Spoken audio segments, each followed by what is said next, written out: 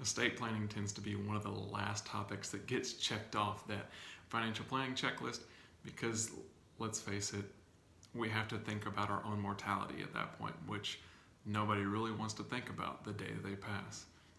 When we're talking about estate planning, it really is taking care of your family for when you're gone. When we're looking at estate documents, that's things like your wills, your powers of attorney, trusts, medical directives, and things like that. Now, there are three main points to estate planning.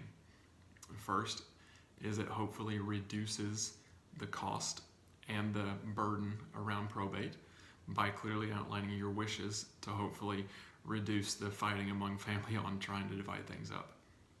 The second is that will clearly list out your wishes and the instructions that you want everybody to follow, not just with your assets and your property, but also when it comes to your kids, if you have any. Rather than leaving it up to somebody else to decide, you can clearly state what happens with your kids should you not be there.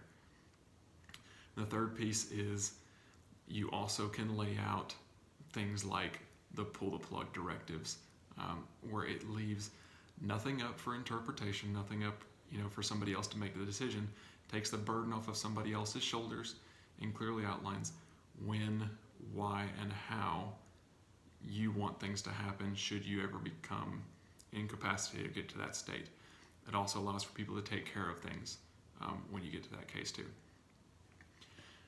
Now, one thing that we highly recommend is if you're getting your estate planning documents done, that you seek out a board certified estate attorney, somebody who has the expertise in drafting estate documents. If not to write them for you, at least to look them over to make sure that your wishes are going to be clearly outlined and are going to be followed. Now, if you want to talk about some of this in more detail, if you want to talk about what documents may or may not be right for you, or need some referrals for some estate planning attorneys, feel free to reach out to us here at Next Step, and we'd love to walk with you through those steps. Thanks.